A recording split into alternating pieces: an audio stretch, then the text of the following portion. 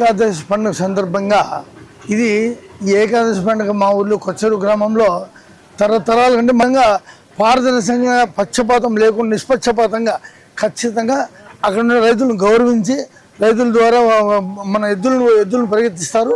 అక్కడ టైమింగ్ పెట్టుకున్న ఆ టైమింగ్ ప్రకారమే వాళ్ళకి బహుమతులు అందజేస్తాం. ఏ కోశాన్ని ఎక్కడే కానీ దీనిలో రాజకీయాలు ఉండవు, ఇంకోటి ఉండవు. ఎందుకంటే ఏ ఒక్కరైనా ప్రతి ఒక్క రైతు మా సోదరునితో సమానం. మా ఉద్దేశం ఒకటే, ఈ సాంప్రదాయాన్ని నిలబడాలా, సాంప్రదాయాన్ని ఇంకా డెవలప్ చేయాలా. ఇదే పండుగ ఇంకా 10 మంది ఇంకా 10 కాలాల పాటు 10 తరాల పాటు బ్రహ్మాండంగా జరగాల అనే ఉద్దేశంతో జరుపుతున్నాము.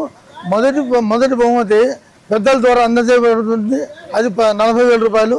రెండవ బహుమతి 25,000 రూపాయలు మిత్రులతో కలిసి ఇస్తున్నారు. మూడో బహుమతి 15,000 రూపాయలు ఇస్తున్నారు. అదేవిధంగా ప్రతి బండికి కన్సలేషన్ ప్రైజ్ ఒకటి ఇస్తారు. ఖచ్చితంగా ప్రతి ఒక్క బండి ప్రతి ఒక్కరిని గౌరవించి వాళ్ళను ఈ పండుగ పాల్గొని కూర్చున్నాము. ఆల్రెడీ వస్తున్నారు. సో ఈ పండుగ అయితే చాలా బాగా 5 ఏళ్ళు జరగక బ్రహ్మాండం జరుగుతుంది. ఇది మేము అంతా చదువుకొని ఉద్యోగాలు చేసేవాళ్ళం బయట. యాక్చువల్గా మేము పిల్లప్పటి నుంచి ఇక్కడ జరుగుతున్న పండుగ ఎట్లా అంటే ప్రతి ఒక్క రైతు 2 రోజులు ఏం భోజనం చేయకుండా ఒక్క పొద్దులు అయిపోయిన తర్వాత ఎద్దుల బండ్లు కట్టి మన వెంకటేశ్వర స్వామి ప్రదక్షిణ చేసుకొని వచ్చి పరిగెత్తించడం ఆనవాయితీ.